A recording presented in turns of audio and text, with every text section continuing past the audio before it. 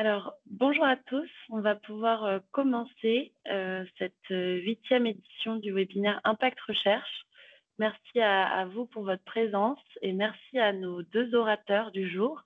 En première partie de webinaire, on aura une présentation du professeur Bruno Stankov du service de neurologie de l'hôpital Pitié-Salpêtrière et chercheur à l'Institut du cerveau. Il nous présentera les résultats de l'étude INFLACEP. Et en seconde partie, on aura la présentation du docteur Judith Leblanc, qui est maître de conférence à Sorbonne Université, infirmière et basée à l'hôpital Saint-Antoine. Pendant toute la durée du webinaire, vous pouvez utiliser le module de boîte à questions Q&R qui est situé en haut de votre barre de tâches Teams. Toutes les questions font l'objet d'une réponse à la fin des deux présentations. Je vous souhaite un excellent webinaire et je laisse du coup la main au professeur Stankov. Merci beaucoup.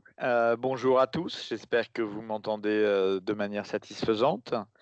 Donc, je vais ouvrir ce webinaire aujourd'hui en vous parlant d'une étude que l'on a menée à bien en collaboration entre les services de neurologie de l'assistance publique, l'Institut du cerveau à la Pitié-Salpêtrière et aussi le service hospitalier Frédéric Joliot au CEA.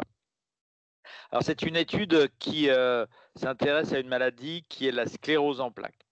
La sclérose en plaques, c'est une maladie qui nous tient à cœur puisque historiquement, c'est une maladie qui a été découverte et décrite à Paris à la Pitié-Salpêtrière par le professeur Charcot, qui était en fait le premier professeur de neurologie et qui a créé la neurologie comme elle se pratique actuellement, différenciant la neurologie de la psychiatrie. Donc là, on était au 19e siècle. C'est une maladie qu'on connaît bien sûr de mieux en mieux et qui est une maladie qui a un impact important sur le plan neurologique puisqu'il s'agit de la première cause de handicap non traumatique des sujets jeunes. Et ça, c'est un point clé. C'est une maladie qui va affecter prioritairement des sujets jeunes, la médiane étant aux alentours de 30 ans. Donc, ça les impacte en plein projet de vie. Sur le plan épidémiologique, c'est à peu près une personne sur 1000, un peu plus en France. Donc, on a à peu près 120 000 personnes en France, près de 3 millions dans le monde. Et c'est une maladie qui peut générer un handicap à la fois moteur. On considère que la moitié des sujets vont avoir un handicap moteur après 15 ans d'évolution, mais aussi cognitif dans la moitié des cas. C'est une maladie très fatigante qui augmente la perte d'emploi et qui réduit modérément l'espérance de vie.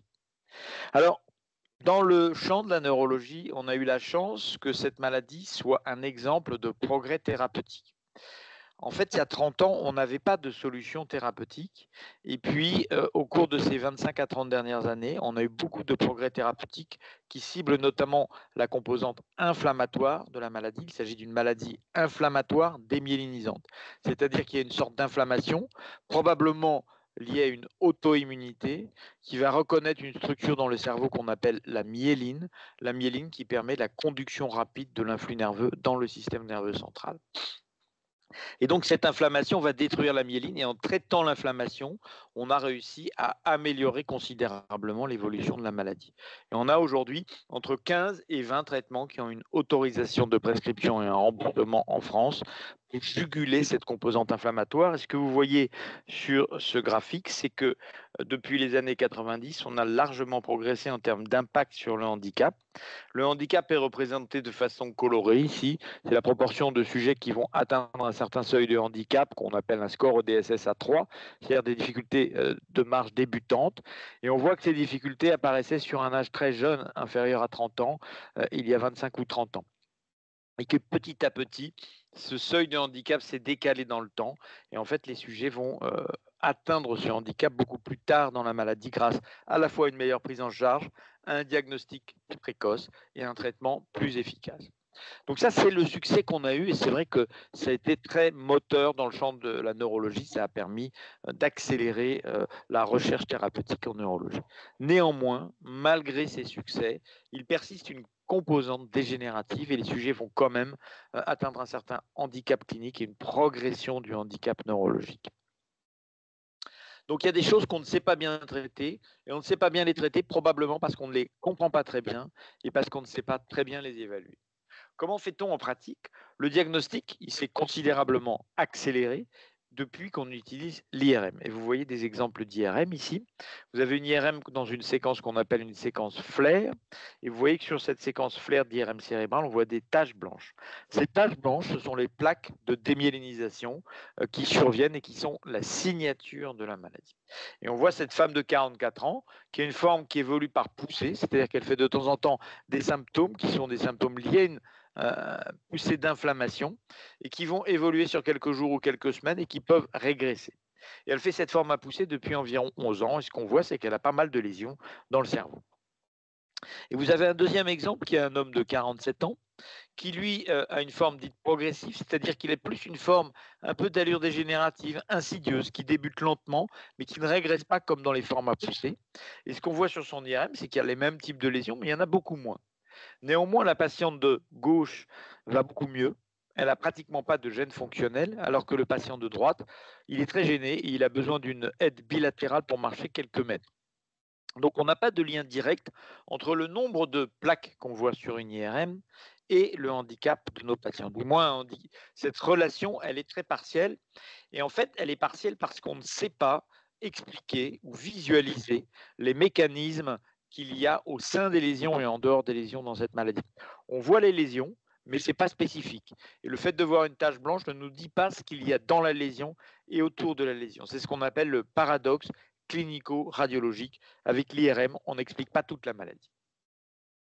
C'est pour ça qu'on a identifié par la recherche, à la fois dans des modèles ou sur des prélèvements post-mortem, un certain nombre de mécanismes qui pourraient échapper à l'IRM, qu'on ne voit pas en IRM, mais qui pourraient expliquer cette composante dégénérative progressive de la maladie. Et parmi ces mécanismes, il y a des mécanismes qui impliquent de l'inflammation persistante et notamment de l'inflammation qui va activer des cellules qu'on appelle des cellules du système immunitaire inné, c'est-à-dire des cellules qui sont comme des macrophages ou comme des cellules microgliales qui sont l'équivalent des macrophages mais dans le cerveau. Et en gros, ces cellules immunitaires innées, elles sont résidentes dans le cerveau et elles ne sont pas spécifiques d'une réponse auto-immune particulière ou d'un antigène, elles sont globalement actives. Et puis un deuxième mécanisme très important, c'est l'absence de réparation de ces lésions quand elles sont survenues. Ces deux mécanismes vont induire une dérégulation métabolique, énergétique et une dégénérescence dans les neurones. Et c'est ça qui va être responsable du handicap neurologique qu'on n'arrive pas à traiter aujourd'hui. Donc, comme je vous le disais, ces mécanismes, ils ne sont pas visibles en IRM clinique. C'est pour ça que dans notre équipe, il y a une quinzaine d'années, on a développé un programme qui permettrait de les voir en imagerie, mais en utilisant non plus seulement l'IRM, mais en couplant l'IRM avec la tomographie à émission de positons, qui est une méthode d'imagerie moléculaire qu'on utilise beaucoup en oncologie, mais que là, on va utiliser en neurologie, et qui a une grande spécificité puisqu'on utilise des radiotraceurs qui vont cibler des molécules ou des cellules particulières dans le système nerveux. C'est aussi une méthode qui est très sensible au changement et qui est facile à quantifier. L'un de nos premiers objectifs en appliquant la tomographie à émission de positons avait été de mesurer la démyélinisation et la remyélinisation, puisqu'il s'agit de la signature de la maladie. C'est une maladie démyélinisante avec des capacités de remyélinisation qui pourraient exister, mais qui sont trop faibles pour prévenir la neurodégénérescence. Aujourd'hui, je n'insisterai pas beaucoup sur cette étude-là, ou sur ce programme-là, qui a fait l'objet de plusieurs études, mais on a mené à bien plusieurs projets qui ont permis d'extraire, d'identifier des profils individuels de remyélinisation, c'est-à-dire de réparation des lésions, qui sont extrêmement hétérogènes d'un sujet à l'autre. Là, on voit en rouge les régions qui démyélinisent, c'est-à-dire qui perdent de la myéline dans le cerveau et dans les lésions des patients, et en bleu, ce sont les régions qui se réparent. Et on voit que c'est très hétérogène chez ces trois sujets. Certains sujets, comme celui de gauche, ne se réparent pas du tout, alors que d'autres se réparent beaucoup mieux. Et ça a permis d'identifier des bons et des mauvais remyélinisateurs.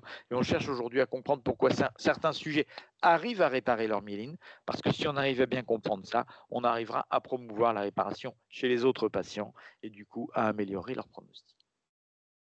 Donc une deuxième application très intéressante de la tomographie à émission de positons, c'est de quantifier l'inflammation qu'il peut y avoir dans le système nerveux et qui implique l'immunité innée dont je vous parlais tout à l'heure, les macrophages et les cellules immunitaires innées.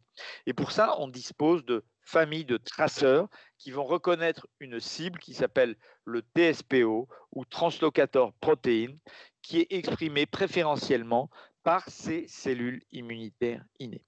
Alors, ce qu'on sait de ce TSPO, c'est que c'est une macromolécule qui est exprimée dans les mitochondries, qui est très peu exprimée dans un cerveau qui n'est pas inflammatoire et dont l'expression va être augmentée quand la densité en cellules inflammatoires augmente dans le cerveau. Alors, cette cible, elle est plus spécifique aux cellules inflammatoires immunitaires innées, mais elle n'est pas 100% spécifique, j'y reviendrai tout à l'heure. Il y a quelques autres cellules qui peuvent l'exprimer dans le cerveau, les astrocytes notamment, qui sont des cellules gliales, et les cellules des vaisseaux. Alors, il y a eu plusieurs générations de traceurs pour cibler cette cible et faire de l'imagerie moléculaire. Le premier traceur s'appelait le PK11195 et il était marqué au carbone 11. Néanmoins, un traceur marqué au carbone 11, il a une demi-période de 20 minutes et du coup, il faut donc avoir un cyclotron à proximité immédiate, sinon la radioactivité est perdue. Et on dispose maintenant d'un certain nombre de traceurs dits de seconde génération, qui sont plus spécifiques, qui ont une meilleure affinité, et dont certains, comme le DPA 714, qui est celui qu'on a utilisé dans notre étude, est fluoré, ce qui permet d'avoir une demi-période non plus de 20 minutes, mais de 2 heures, et donc de l'utiliser à distance d'un centre qui bénéficie d'un cyclotron. Vous voyez un petit peu en petit ici, entre les traceurs de première génération et de deuxième génération, on améliore la qualité du signal, le ratio signal sur bruit et donc les contrastes quand il y a des anomalies. Et c'est pour cela qu'on a choisi avec nos collègues du service hospitalier Frédéric Joliot d'appliquer dans l'étude des patients atteints de sclérose en plaques ce DPA 714.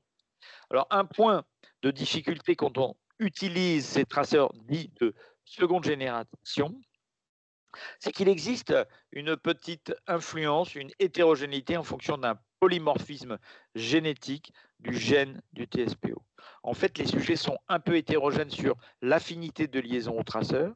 Certains sujets vont avoir une fixation à haute affinité, d'autres vont avoir une fixation d'affinité mixte, c'est-à-dire qu'ils vont avoir des sites à haute affinité et des sites à basse affinité. Et enfin, une minorité de patients va avoir des sites à faible affinité. Ce qu'il faut comprendre, c'est qu'on doit donc analyser ce simple polymorphisme, c'est assez simple, hein, c'est juste un seul polymorphisme, pour déterminer le profil d'affinité des sujets. Et en général, on ne retient pas les sujets qui ont une faible affinité, qui représentent 5 à 10% des sujets, car le signal serait trop faible. Donc l'étude pilote que nous avons menée, c'est une étude qui s'appelle InflaCep. C'est une étude pilote, donc ce n'est pas un très très grand nombre de sujets. Il y avait une quarantaine de sujets au départ. Et l'idée, c'était d'évaluer la valeur pronostique de la charge inflammatoire du cerveau que l'on peut quantifier en tomographie à émission de positons avec ce traceur, le DPA 714, chez des patients atteints de différentes formes de sclérose en plaques. C'est une étude qui avait été financée par un programme ANR, maladies neurodégénératives et psychiatriques, dont le promoteur était l'assistance publique et, comme je le disais, dont le collaborateur proche était le service hospitalier Frédéric Joliot. Et on a retenu dans cette étude moitié de sujets avec une haute affinité, moitié de sujets avec une affinité mixte pour le traceur. On a inclus aussi, à côté des patients, des volontaires sains appariés en sexe et en âge pour pouvoir extraire les différences de patients comparativement au contrôle. Avant de présenter les résultats de cette étude et ce que ça a apporté pour notre pratique, je voudrais revenir sur les contrôles que l'on a fait à la fois sur la spécificité et sur la méthodologie. La spécificité, on sait maintenant, d'après des études post-mortem, que, comme je vous le disais, la cible de cette imagerie moléculaire, le TSPO, elle est fortement et principalement exprimée par des cellules immunitaires, ce qui nous intéresse. Mais il y a aussi une certaine expression dans d'autres cellules, qui sont des astrocytes ou qui peuvent être des cellules de l'endothélium, donc des cellules vasculaires. Alors, on a repris, avec des collaborateurs italiens, certaines bases de données de transcriptome, c'est-à-dire d'expression d'ARN messager qui avaient été collectées à partir de cerveaux de patients atteints de sclérose en plaques. C'est une étude qui a été faite sur 3 bases de données internationales où on a réanalysé l'expression des ARN messagers du TSPO en fonction du type cellulaire dans les lésions de sclérose en plaques. Et ce qu'on a confirmé, c'est qu'il existe bien essentiellement des cellules immunitaires, ce que vous voyez en rouge, IM ici, qui expriment ce gène. ce qui nous convient tout à fait puisque c'est ce qu'on veut visualiser. Mais on a aussi confirmé que certains astrocytes et certaines cellules des vaisseaux expriment une petite partie de cette cible-là. Après, on a été un petit peu plus loin dans l'analyse et on a été regarder quels sont les sous-types d'activation cellulaire qui expriment de façon prédominante la cible de notre traceur TEP. Et ça nous a tout à fait rassurés puisque ce qu'on a vu, c'est que c'est les cellules pro-inflammatoires au sein des lésions de sclérose en plaques qui ont une dénomination un peu spécifique ici puisqu'elles s'appellent iron parce qu'elles expriment du fer ou FOMI parce qu'elles ont une morphologie de cellules pro-inflammatoires. Mais il s'agit bien principalement de cellules pro-inflammatoires qui l'expriment. Et parmi les astrocytes, il s'agit aussi d'astrocytes qui ont un profil pro-inflammatoire, comme vous le voyez ici. Donc, même si la spécificité n'est pas de 100%, la fixation de ce traceur reflète bien, dans le contexte de la sclérose en plaques, l'environnement neuro-inflammatoire que l'on cherche à visualiser chez nos patients. Une deuxième étape très importante quand on applique quasi pour la première fois un traceur qui à l'époque était en développement, c'est de valider la méthodologie. Alors je ne vais pas insister beaucoup là-dessus puisque c'est vraiment des méthodes qui sont mieux connues des modélisateurs de médecine nucléaire, mais ce qu'il faut comprendre, c'est que les premières étapes de quantification de ce type d'imagerie moléculaire nécessitent que l'on développe un modèle validé avec des prélèvements dans les artères pour avoir une idée de ce qu'on appelle la fonction d'entrée dans l'artère, c'est-à-dire la quantité de traceurs qui va atteindre le cerveau. Donc ça, c'est une méthode un peu lourde, mais on l'a fait chez une minorité de sujets dans notre étude Inflacep pour essayer de voir quel était le meilleur modèle qui pouvait refléter la liaison du traceur à sa cible. Et on a déterminé et démontré avec Sonia Lavis qu'il s'agissait d'un modèle qu'on appelle à 2 compartiments.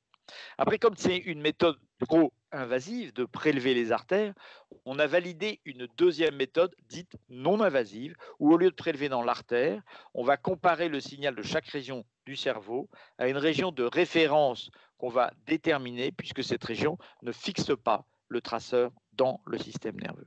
Je ne rentrerai pas dans le détail, mais c'est un algorithme qui a été mis en place pour extraire cette région de référence et on a démontré qu'on corrélait extrêmement précisément entre notre méthode non invasive, c'est ce que vous voyez ici sur ce graphe, et la méthode invasive de référence. Donc on a mis en place une méthode non invasive qu'on peut diffuser largement à nos patients et qui reproduit exactement, fiablement la quantification.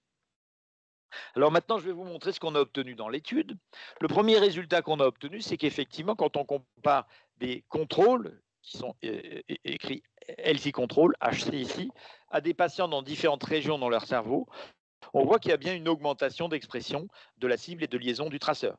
Là, ce qu'on voit, c'est que ça survient en dehors des lésions. Ce qu'on voit NAWM, c'est Normal Appearing White Matter, donc c'est en dehors des lésions, mais qu'on a probablement une tendance à avoir plus de signal quand on se rapproche des lésions, en particulier de lésions qu'on appelle hypointenses en T1 sur l'IRM, c'est-à-dire plus déstructurées.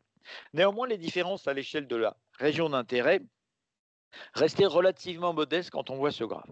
Vous voyez ici l'échantillon de patients qu'on a traités. Il s'agit de 36 patients avec toute forme de maladie, 12 avec une forme à pousser, 14 avec une forme secondairement progressive et 11 avec une forme progressive d'emblée. Ils ont été comparés à 19 contrôles et on utilise une caméra de recherche qui s'appelle la caméra HRRT. Alors après, on a été un petit peu plus loin dans la méthodologie pour faire une analyse de cartographie régionale individuelle.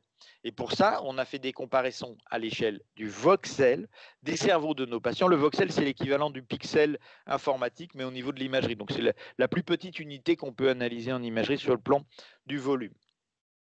Et on a fait des comparaisons à l'échelle du voxel entre les patients et les contrôles pour déterminer quel est le seuil au-dessus duquel on peut considérer qu'un voxel donné est significativement activé en termes inflammatoires. Alors cette technique, ça nous a permis de minimiser les biais, notamment le volume partiel, et puis de générer des cartes comparables, quel que soit le génotype, à haute affinité ou à basse affinité. Et du coup, on a pu traiter toute la population de la même manière, dans la même analyse statistique, à haute résolution. Et vous voyez, quand on fait la même étude en région d'intérêt, on voit des différences encore plus marquées quand on regarde la proportion de voxels activés, à la fois dans les tissus d'apparence normale, mais aussi dans les lésions, avec, comme vous le voyez, une grande variation dans les lésions, des lésions qui ont une activité très basse, mais des lésions qui ont aussi une activité très haute, on va y revenir tout à l'heure. Et les lésions qui montrent le plus d'activité et qui ont le plus de variations sont ces lésions qui apparaissent hypointenses en T1 et qui sont connues pour être des lésions qui sont déstructurées, plus détruites que les autres. Alors le résultat visuel que l'on a pu obtenir, et vous voyez l'un des premiers papiers que l'on avait fait dans cette étude avec le professeur Benedetta Bodini qui travaille dans l'équipe, c'est qu'on avait montré qu'il existe des profils extrêmement hétérogènes d'inflammation chez nos sujets. En jaune, on voit l'inflammation dans les tissus en dehors des lésions, et en rouge, on la voit dans les lésions. Et on voit bien que chez ces 3 sujets qui sont globalement semblables sur le plan clinique et qui tous sont considérés sur le plan de l'IRM comme non inflammatoires, c'est-à-dire quand on injecte un produit de contraste, il n'y a pas d'identification de lésions actives en IRM, on voit que certains sujets sont extrêmement inflammatoires alors que d'autres ne le sont que très très peu. Ils sont donc extrêmement hétérogènes en termes d'inflammation. On a donc un nouveau paramètre pour évaluer la charge inflammatoire qu'on a chez nos patients. Alors du coup, on a voulu aller un petit peu plus loin parce que ce que je vous montrais ici, en rouge, on voit bien que certaines lésions semblent très actives, alors que toutes ces lésions-là sont considérées comme parfaitement stables en IRM. Donc on a 2 jeunes chercheuses qui ont été beaucoup plus loin pour analyser à l'échelle de chaque lésion ces profils inflammatoires. Il s'agit de Mariem Hamzaoui et de Jeanne Garcia. Et pour ça, elles ont commencé par faire un travail méthodologique extrêmement poussé pour réidentifier chaque lésion isolément, les segmenter, y compris dans des régions où on peut avoir des lésions qui confluent et qui semblent être regroupées en un seul amas de lésions. Donc elles ont fait un travail que je ne vais pas décrire, mais qui est extrêmement précis et qui ont permis d'identifier dans chaque lésion le centre de la lésion et la périphérie de cette lésion. Et elles ont donc pu faire une analyse chez chaque sujet individuel, dans chaque lésion segmentée de chez ces sujets-là. Et elles ont classé les lésions avec soit une activation au centre de la lésion, donc de l'inflammation qui intéresse le centre de la lésion, soit de l'inflammation qui est restreinte en périphérie de la lésion, soit absence d'inflammation. Donc 3 grands sous-types de classification des lésions individuelles. On a réanalysé la même cohorte, donc vous voyez la durée de maladie qui est d'environ 10 ans, donc c'est des patients qui viennent d'entrer dans la maladie. Et le résultat spectaculaire, c'est que parmi les lésions qui sont considérées toutes comme inactives en clinique et en IRM aujourd'hui, donc quand on les suit en clinique, on ne voit pas qu'elles sont actives, il y en a plus de la moitié, 60%, qui ont été reclassées comme actives en tomographie à émission de positons. Donc c'est une majorité d'entre elles et c'est extrêmement important comme composante. Et ça veut dire que ces lésions maintiennent une activité inflammatoire sur la longue durée et qu'on ne la voit pas. Et quand on regarde le sens clinique, on a démontré par ailleurs que cette activité des lésions qui échappait à l'IRM, elle était responsable de la progression de la perte neuronale, qu'on arrive à mesurer en IRM comme une perte de matière grise, de cortex, et aussi elles vont déterminer l'évolution longitudinale du handicap, puisqu'on a suivi sur la durée ces patients, du handicap neurologique. Donc plus on a de lésions actives à un instant T, plus les patients vont développer du handicap neurologique dans les années qui suivent. C'est donc un paramètre pronostique nouveau qui échappait complètement à l'IRM clinique et qui nous permet de revisiter la manière dont on conçoit aujourd'hui l'évolution de la maladie et des lésions. Aujourd'hui, on a tendance à croire que les lésions apparaissent de façon aiguë et puis qu'elles vont évoluer rapidement, soit vers une réparation, soit vers une inactivité, mais que la plupart vont avoir une histoire naturelle assez aiguë. Et en fait, ce qu'on a démontré, c'est qu'en fait, cette histoire, elle va durer beaucoup plus longtemps que ce qu'on pensait, et que cette durée sur des mois ou des années va contribuer à la neurodégénérescence et à la progression de nos patients. Pour aller un peu plus loin, on a exploré le cerveau en détail, on a démontré que ce n'était pas un phénomène homogène dans tout le cerveau, mais qu'il y avait certaines régions qui étaient plus impactées par cette inflammation chronique. Et c'est ce que vous voyez sur la gauche. Ce qu'on voit exprimé ici, c'est la distance par rapport aux ventricules. Les ventricules, c'est là où il y a le liquide céphalorachidien au centre du cerveau. Et on voit que cette inflammation, dans les patients qui sont indiqués en jaune, elle prédomine largement dans les lésions qui sont à proximité des ventricules et elle tend à s'amenuiser. Et on a vu la même relation, c'est ce que vous voyez en vert, pour les capacités de remyélinisation. Ces 2 chercheurs et chercheuses qui ont effectué ce travail, Émilie Quarion et Matteo Togneto. Et Matteo avait démontré que plus on est près des ventricules, moins on répare nos lésions. Donc on a une espèce de cercle vicieux quand on est à proximité du liquide céphalorachidien des ventricules, avec plus d'inflammation, moins de réparation des lésions. Et on pense que ce cercle vicieux est très largement impliqué dans la progression de la maladie. On a été un petit peu plus loin, on s'est intéressé à des structures dans le cerveau qui sont des structures très importantes, mais qui sont un petit peu en dehors du cerveau, qui sont les plexus choroïdes. Les plexus choroïdes, on ne peut pas vivre sans plexus choroïdes. C'est un peu comme le rein du cerveau. C'est ce qui va générer le liquide qu'il y a dans le système nerveux central, et c'est responsable de la synthèse de tout ce liquide que ça renouvelle 3 fois par jour. C'est aussi un organe immunologique qui va surveiller le système immunitaire et qui va être le lien entre le système immunitaire périphérique et le système immunitaire du système nerveux central. Et avec le docteur Vito Risigliano, ce qu'on a pu démontrer, c'est qu'il y avait des anomalies au niveau de ces plexus choroïdes. Ils sont plus volumineux, ils ont plus d'inflammation quand on regarde le TEP scan au DPA 714, et que ces anomalies, elles surviennent dès le début de la maladie, même avant les premiers symptômes cliniques, dans la phase présymptomatique. Et il y a probablement un lien entre ces anomalies centrales, les capacités de remyélinisation autour des ventricules et la persistance de l'inflammation qu'on a décrit en PET scan dans ces lésions autour des ventricules. Donc on a, en plus de mis en évidence un nouveau biomarqueur de la maladie, on a probablement mis le doigt sur un nouveau mécanisme de cette maladie. Je vais conclure très rapidement en disant que cette étude a été faite il y a quelques années et elle est maintenant publiée. Et on est en train de la reproduire avec une nouvelle étude qui s'appelle INEMES, faite avec un nouvel équipement plus sensible, le PET-IRM de la Pitié-Salpêtrière, qui est aussi sponsorisé, promu par l'assistance publique. Et on a reproduit exactement les mêmes résultats. Et vous voyez ce type de lésion active qu'on démasque avec cette méthode d'imagerie.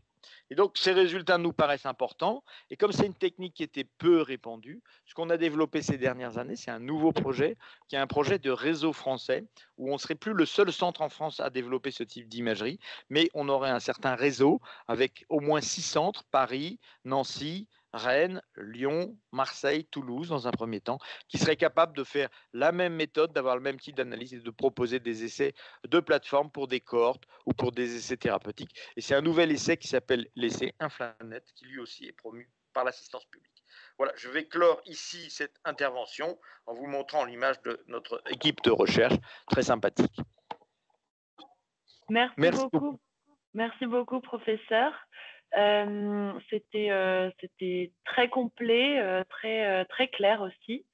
Clair à tel point qu'on n'a pas de questions à vous poser dans la boîte à questions, à moins de laisser encore peut-être 1 ou 2 minutes à nos participants s'ils souhaitent poser des questions. Sinon, on pourra vous libérer et puis passer directement à la présentation de Judith Leblanc. Mais merci beaucoup en tout cas. Je vous en prie, avec plaisir.